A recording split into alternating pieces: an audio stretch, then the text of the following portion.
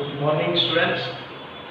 હવે આ ચેપ્ટરમાં ગયા વખતના લેક્ચરમાં આપણે જોઈ ગયા કે ન્યૂટનનો ગતિનો ત્રીજો નિયમ શું કહે છે અને રેખીય વેગમાન સંરક્ષણનો નિયમ શું છે. હવે આજે આપણે જોઈશું કે કણનું સંતુલન.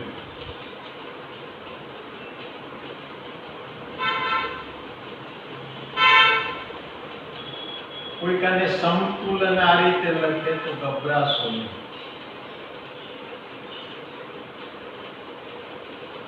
સ્વાભાવિક છે કે સંતુલન હોવું એટલે કે પદાર્થ પર લાગતું પરિણામી બાહ્ય બળ શૂન્ય હોવું.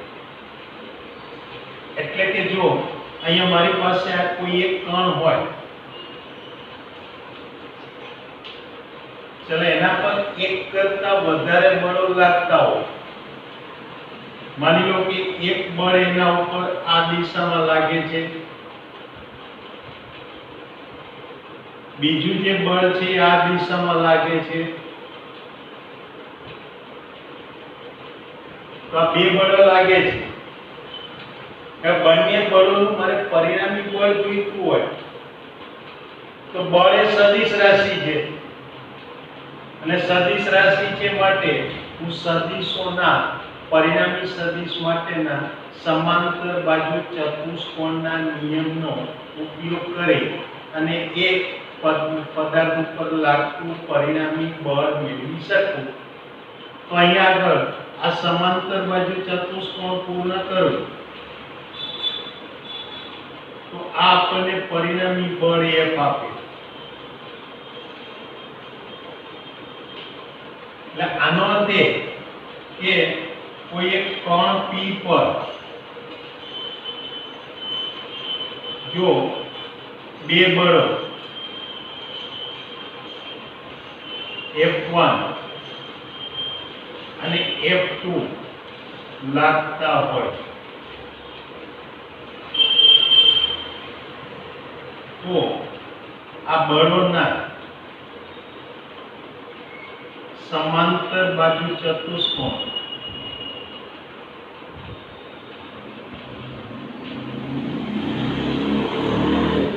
એના નિયમ પરથી મળતું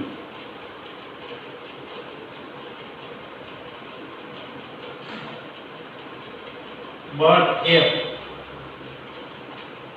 તે બે બળોનું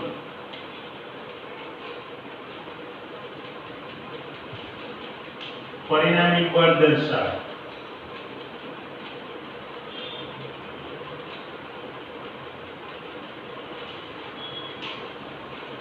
માટે પદાર્થ આ પરિણામી બળની દિશામાં ગતિ કરે અથવા તો ગતિ કરવા માટેનો પ્રયત્ન કરે.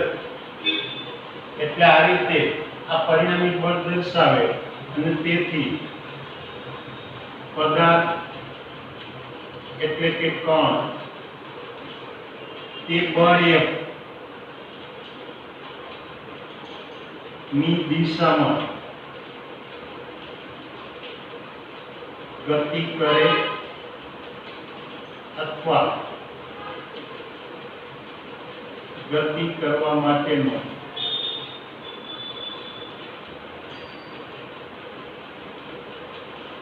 પ્રયત્ન કરે.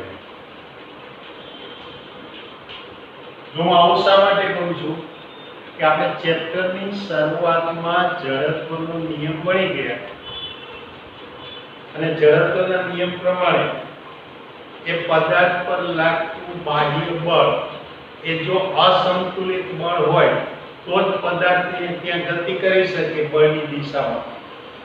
એટલે જ્યાં સુધી અસંતુલિત બાહ્ય બળ ન લાગે ત્યાં સુધી એ પદાર્થ પોતાની ગતિની અવસ્થા બદલી શકતો નથી. તો અહીંયા આ જે પરિણામી બળ F મળે છે એ બળ F એ જો અહીંયા અસંતુલિત બળ તરીકે કાર્ય કરતું હોય એટલે કે પદાર્થના જડત્વના ગુણધર્મને કારણે જે પ્રતિકારાત્મક બળ લાગતું હોય એ બળ કરતા વધારે હોય તો પદાર્થ એ બળની દિશામાં ગતિ કરે અને જો એના કરતા ઓછું હોય તો એ બળની દિશામાં ગતિ કરી શકતો નથી, માત્ર ગતિ કરવાનો પ્રયત્ન કરે. પરંતુ હવે આ પદાર્થને મારે અહીંયાથી ગતિ કરાવવી નથી. એના ઉપર આ બે બળો લાગતા હોવા છતાં મારે એ પદાર્થ ગતિમાં ન આવે એ પ્રકારની પરિસ્થિતિ જોઈએ છે. અને એ જોઈતી હોય તો મારે શું કરવું પડે કે જેટલું પરિણામી બળ એના પર એક દિશામાં લાગે છે એટલું જ બળ એની વિરુદ્ધ દિશામાં મારે લગાડવું પડે. એટલે કે આ જે બળ છે એ ક્રિયાબળ હોય તો આ પ્રતિક્રિયા બળ આ વિરુદ્ધ દિશામાં મારે લગાડવું પડે. એટલે માટે હું કહી શકું કે જો કણને ગતિને સંતુલનમાં રાખવું હોય, સ્થિર જ રાખવું હોય,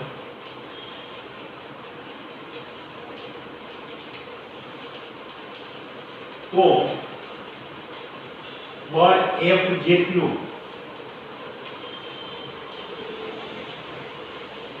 પણ વિરુદ્ધ દિશામાં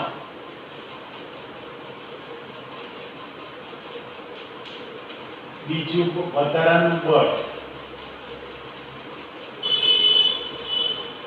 F ડેશ લગાડવું પડે.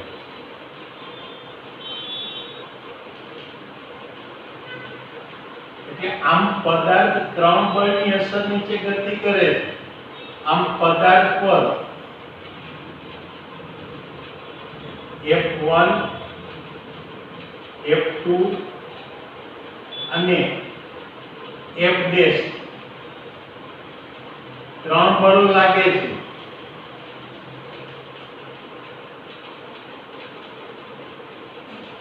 પણ એ ત્રણેય બળોનું પરિણામી બળ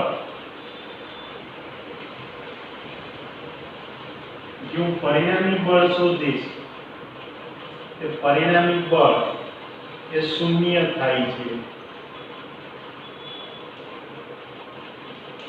કારણ કે જેટલું પરિણામી F1 અને F2 નું પરિણામી F મળે એટલું જ બળ પણ એની વિરુદ્ધ દિશામાં લગાડીએ એટલે F અને F ડેશ નું પરિણામી પાછું શૂન્ય થાય.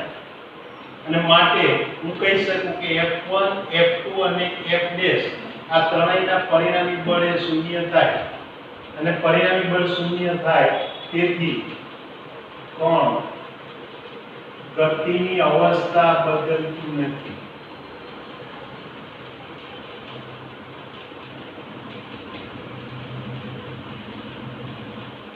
એટલે કે સ્થિર હોય તો સ્થિર જ રહે. તો આ રીતે જ્યારે એના પર લાગતું પરિણામી બળ શૂન્ય હોય તો પદાર્થની ગતિની અવસ્થા બદલાતી નથી. માટે એ વખતે એ પદાર્થ એ સંતુલનમાં છે એમ કહેવાય. એટલે કે રેખીય સંતુલનમાં છે એમ કહેવાય. એટલે આ રીતે આમ કહી શકાય કે આમ જો પદાર્થ પર લાગતા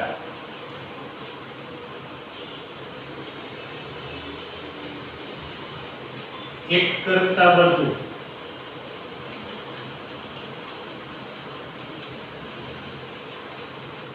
બાહ્ય બળોનું પરિણામી બળ શૂન્ય હોય તો પદાર્થની ગતિની અવસ્થા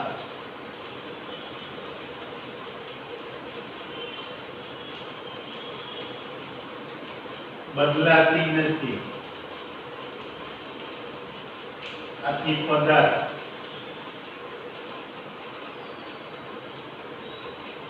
રેખીય સંતુલનમાં છે તેમ કહેવાય.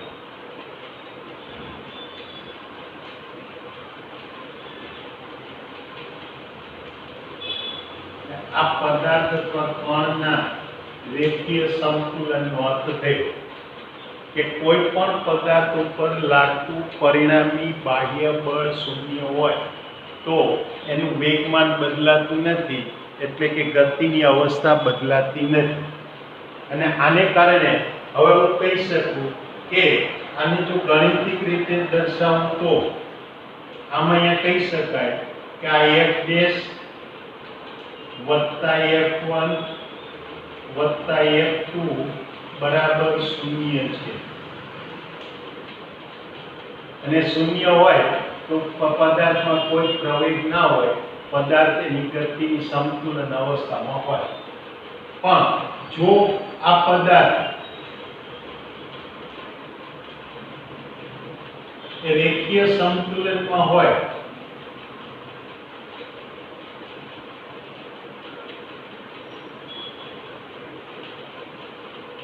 તો માત્ર 3 નું પરિણામી શૂન્ય હોય એમ નહીં, તો આ ત્રણેય બળોના x, y અને z ઘટકોનું પણ પરિણામી શૂન્ય હોય. એટલે કે તો આ ત્રણેય બળોના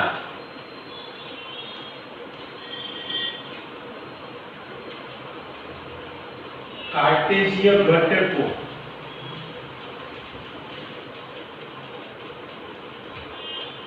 ના પરિણામી પણ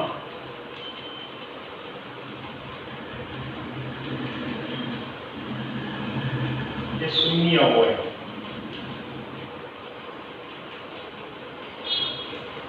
એટલે કે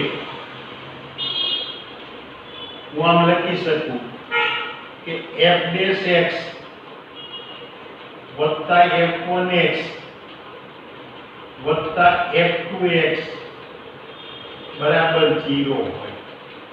એટલે ત્રણેય બળોના x ઘટકોનો સદિશ સરવાળો 0 હોય.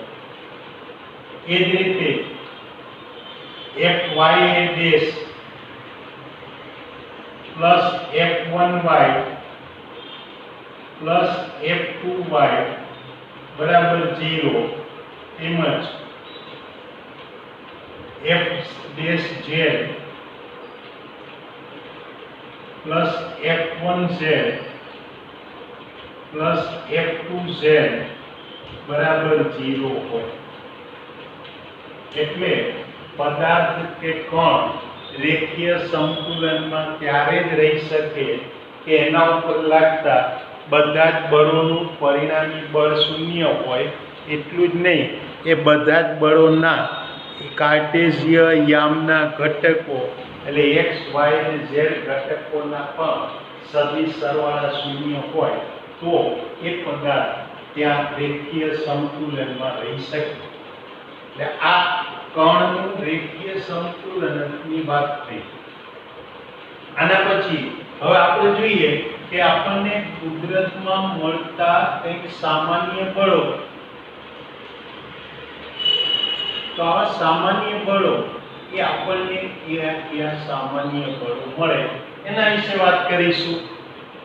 તો અહીંયા જો સામાન્ય રીતે જોઈએ તો, વ્યાપક રીતે જોઈએ તો એ સામાન્ય બળો મને બે પ્રકારના મળે. એટલે સામાન્ય બળો છે તો આ સામાન્ય બળ એમાં એક બળ કે જેનો ક્ષેત્રીય બળ કહીશ,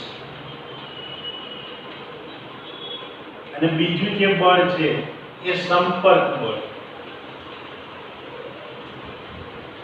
આવા બે સામાન્ય બળો કહી શકાય કે જેમાં ક્ષેત્રીય બળ એટલે શું કે એમાં એ બે પદાર્થો વચ્ચે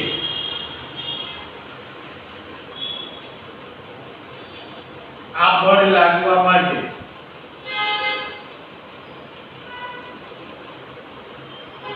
ભૌતિક સંપર્ક હોવાની જરૂર નથી.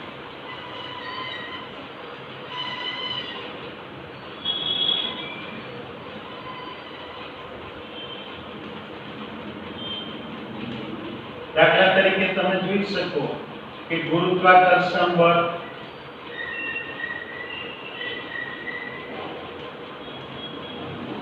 કે પૃથ્વી પરના દરેકે દરેક પદાર્થ ઉપર પૃથ્વી ગુરુત્વાકર્ષણ બળ લગાડે. એટલું જ નહીં, અવકાશમાંના ગ્રહો ઉપર પણ પૃથ્વીનું ગુરુત્વાકર્ષણ બળ લાગે, સૂર્યનું ગુરુત્વાકર્ષણ બળ પણ બધા ગ્રહો પર લાગે. પણ એ ગુરુત્વાકર્ષણ બળ લગાડવા માટે એ ગ્રહો વચ્ચે કોઈ ભૌતિક સંપર્કની જરૂર પડતી નથી.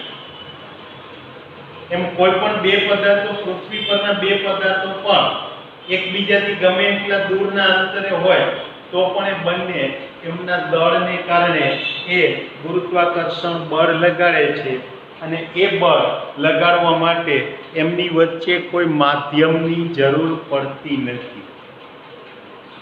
એ શૂન્યાવકાશમાં હોય, હવામાં હોય કે કોઈ માધ્યમમાં હોય તો પણ એ બંને એકબીજા પર બળ લગાડી શકે છે. એના માટે એના એકબીજાની વચ્ચે કોઈ ભૌતિક સંપર્કની જરૂર પડતી નથી. તો આ જે બળ છે ગુરુત્વાકર્ષણ બળ, એ આપણને એક ક્ષેત્રીય બળ કહેવાય. એ જ ઉપરાંત બીજા તમે બળ કહો તો વિદ્યુતીય બળ, કે એક વિદ્યુતભાર બીજા વિદ્યુતભાર ઉપર ભૌતિક સંપર્ક ના હોય તો પણ એ ત્યાં આગળ પોતે બળ લગાડી શકે છે. એ જ પ્રમાણે ચુંબકીય બળ, આ બધા બળો એવા છે કે જે બળ લગાડવા માટે બળ લગાડનારા તંત્રએ જેના પર બળ લાગવાનું છે એની સાથે ભૌતિક સંપર્કમાં આવવું જરૂરી નથી. તમે ત્યાં લોખંડની પેલી ખીલીઓ નાની પડેલી હોય કે ટાંકણીઓ પડેલી હોય, હવે એ ટાંકણીઓ માનો કે માટીમાં ભળી ગઈ હોય તો એને સાદી રીતે છૂટી પાડવી, એક એકને વીણીને છૂટી પાડવી તમારા માટે સરળ નથી. એના બદલે એક સારું પ્રબળ ચુંબક લઈ અને માટીની સપાટીની આસપાસ તમે ચુંબક ફેરવશો એટલે એ માટીમાંથી એ લોખંડની ટાંકણીઓ અથવા તો ખીલીઓ, એ જે બધા આવા નાના પદાર્થો છે એ આ કે જેના ઉપર આવા ચુંબકીય બળની અસર થાય એ આપોઆપ ખેંચાઈને ચુંબક તરફ આવી જશે. ઓફકોર્સ આ જે ક્ષેત્રીય બળ છે એની પદાર્થને અમુક અંતર સુધી જ એ બીજા પદાર્થ ઉપર અસરકારક રીતે બળ લગાડી શકે. યાદ રાખજો, શું કહું છું? અમુક અંતર સુધી જ એક પદાર્થ બીજા પદાર્થ પર અસરકારક રીતે ક્ષેત્રીય બળ લગાડી શકે. આનો અર્થ એ કે બળ તો ગમે એટલું મોટું અંતર હોય તોય લાગવાનું જ છે. ભલે બે પદાર્થો વચ્ચેનું અંતર ગમે તેટલું વધારે હોય તો પણ એમની વચ્ચે એક ક્ષેત્રીય બળ તો લાગતું જ હોય. જેમ કે આપણે જોઈએ છીએ કે સૂર્ય અને પૃથ્વી વચ્ચે ઘણું મોટું અંતર છે, છતાં પણ સૂર્યનું ગુરુત્વાકર્ષણ બળ પૃથ્વી ઉપર લાગે છે. એટલે એ બળ એટલા મોટા અંતરે પણ લાગતા હોય છે, પણ એ જે ગુરુત્વાકર્ષણ બળ છે એ બળ વડે એ સૂર્યની તરફ પૃથ્વીની રેખીય ગતિ કરાવવા માટે પૂરતું અસરકારક નથી.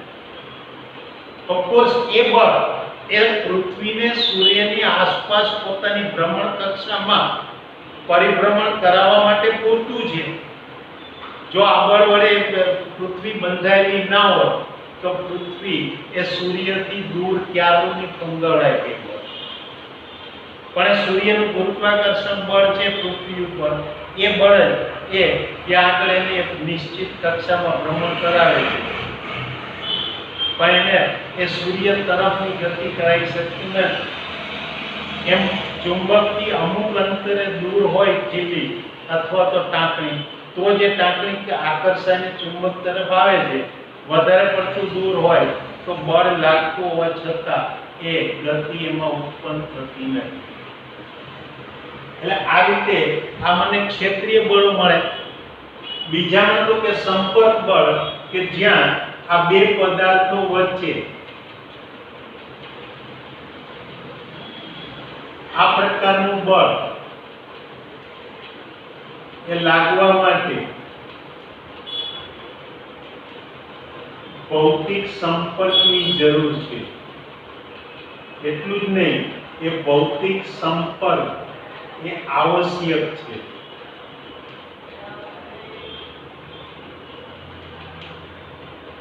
જો એ સંપર્ક ના હોય તો એ પદાર્થ આપમેળે ગતિ કરી શકતો નથી.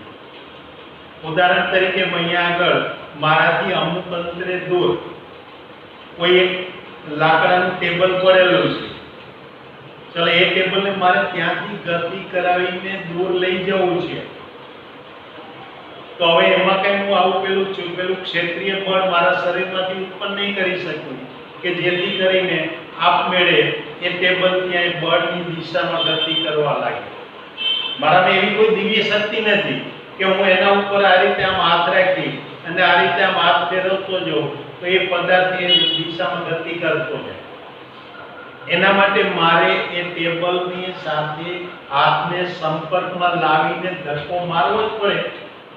એટલે કે એ વખતે ટેબલમાં ગતિ કરાવવા માટે મારે જે શારીરિક બળ આપવું છે એ બળ એ હું એની સાથે સંપર્કમાં આવું તો જ લગાડી શકું છું. પેલા ચુંબકીય બળ કે વિદ્યુતીય બળની જેમ સંપર્કમાં આવ્યા વિના લગાડી શકતો નથી. એટલે આ રીતે કોઈ પણ એક પદાર્થ વડે યાંત્રિક બળ જે બીજા પદાર્થ ઉપર લાગતું હોય તો એ બળ એ સંપર્ક બળનું ઉદાહરણ છે એમ કહી શકાય. એટલે આવી રીતે આના ઉદાહરણો તમે વિચારો તો એક પેલી યાંત્રિક બળ કે જેમાં એક પદાર્થ બીજા પદાર્થના સંપર્કમાં આવે તો જ યાંત્રિક બળ લગાડી શકે.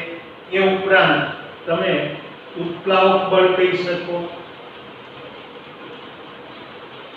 એટલે કે કોઈ પણ પદાર્થને તમે પ્રવાહીની અંદર મૂકો એટલે પ્રવાહી એના પર ઉર્ધ્વ દિશામાં કંઈક બળ લગાડે છે.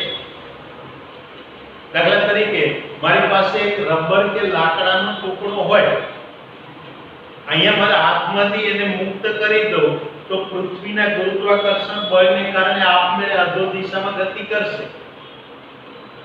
કારણ કે ત્યાં એના ઉપર માત્ર એ પૃથ્વીનું ગુરુત્વાકર્ષણ બળ જ લાગતું હોય.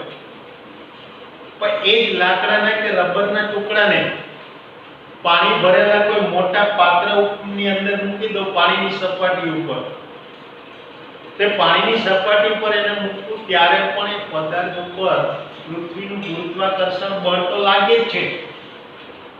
એટલે પદાર્થ અધો દિશામાં ગતિ કરવા તો પ્રયત્ન કરશે, પણ સામે પાણી એટલે કે પ્રવાહી પણ એ પદાર્થ ઉપર ઉર્ધ્વ દિશામાં કંઈક બળ લગાડશે અને પ્રવાહી વડે પ્રવાહીની અંદર મૂકેલા પદાર્થ પર ઉર્ધ્વ દિશામાં જે બળ લાગે એને ઉત્પ્લાવક બળ કહેવાય.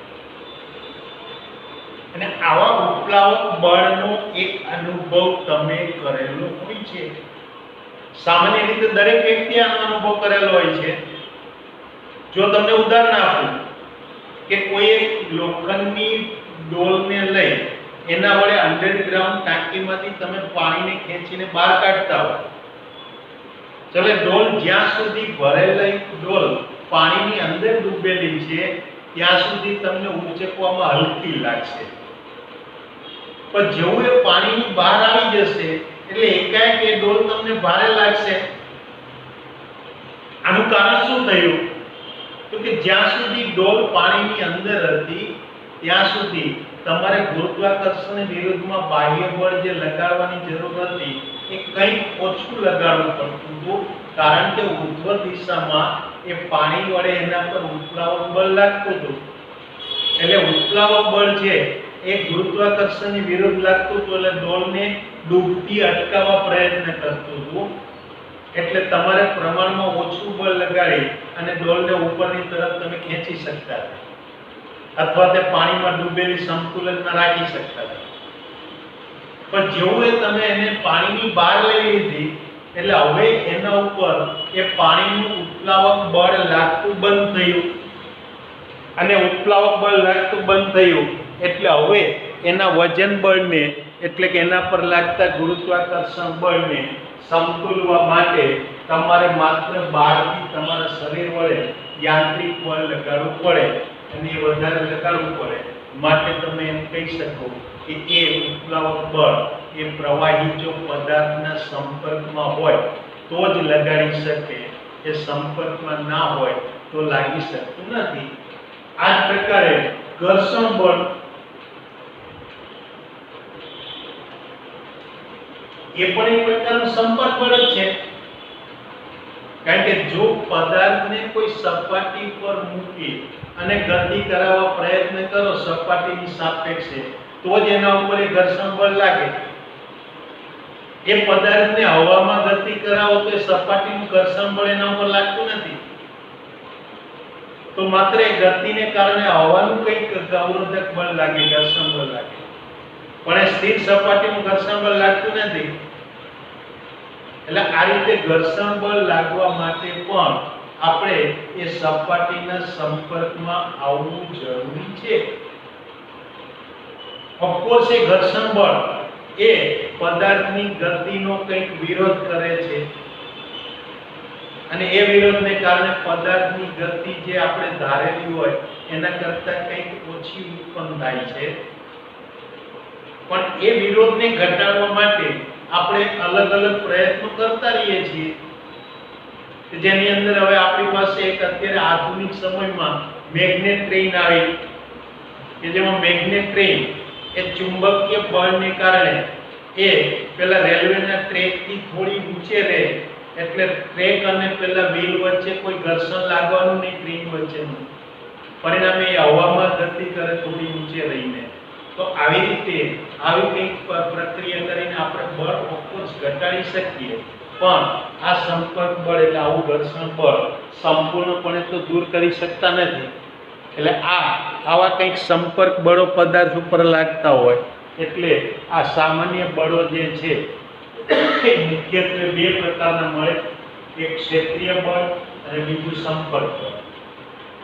ક્ષેત્રીય બળની અંદર આપણે ગુરુત્વાકર્ષણ બળ કહી શકીએ, વિદ્યુતીય બળ કહી શકીએ, ચુંબકીય બળ કહી શકીએ. જ્યારે સંપર્ક બળમાં આવા યાંત્રિક બળ છે, ઉત્પ્લાવક બળ છે, ઘર્ષણ બળ છે એવું કહી શકાય. ઓફકોર્સ આ બધી વાતોનો અંતે તો એક સામાન્યકરણ કરશે.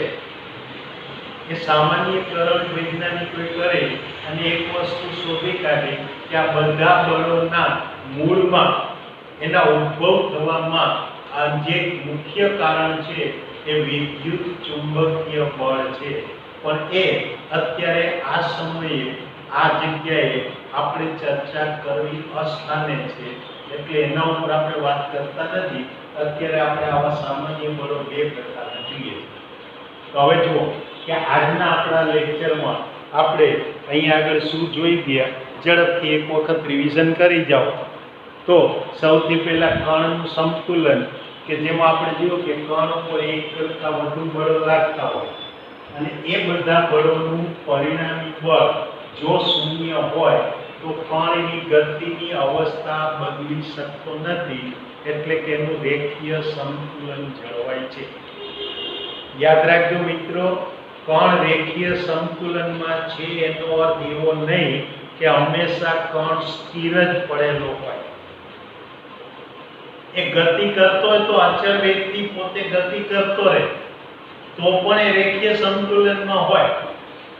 આ એની ગતિ એ પ્રવેગી ગતિ કે પ્રતિપ્રવેગી ગતિ હોય તો એ સંતુલનમાં ના હોય, પણ જો એ અચળ વેગથી ગતિ કરતો હોય તો એ રેખીય સંતુલનમાં હોય જ. એટલે આ રીતે રેખીય સંતુલનમાં હોય અને એ વખતે આ બધા બળોનું પરિણામી બળ તો શૂન્ય હોય, ઉપરાંત એ બધા બળોના કાર્ટેશિય યામના ઘટકો x, y અને z ના પણ પરિણામી શૂન્ય હોય. એક ઉપરાંત આપણે બીજી વાત જોઈ સામાન્ય બળોની. તો સામાન્ય બળો બે પ્રકારના આપણે જોયા. એક કે જેને ક્ષેત્રીય બળ કહ્યું, કે જે બળ લગાડવા માટે બે પદાર્થો વચ્ચે કોઈ ભૌતિક સંપર્કની જરૂર નથી. એ વચ્ચે હવા શૂન્યાવકાશ હોય કે કોઈ માધ્યમ હોય તો પણ એ એકબીજા પર લગાડી શકે, અને આવા બળો તરીકે ગુરુત્વાકર્ષણ બળ, વિદ્યુતીય બળ કે ચુંબકીય બળ. જ્યારે બીજું બળ કે જે સંપર્ક બળ, કે જેમાં મારે ભૌતિક સંપર્ક આવશ્યક છે, જેમ કે પદાર્થ વડે લાગતા યાંત્રિક બળો, ઉત્પ્લાવક બળ કે પછી ઘર્ષણ બળ. એટલે આ આપણે બળો વિશેની વાત કરી. હવે આવતી વખતના લેક્ચરમાં આપણે ઘર્ષણ વિશે વિગતવાર અભ્યાસ કરીશું. ત્યાં સુધી આપણે રજા લઈએ. ગુડ બાય, આવજો.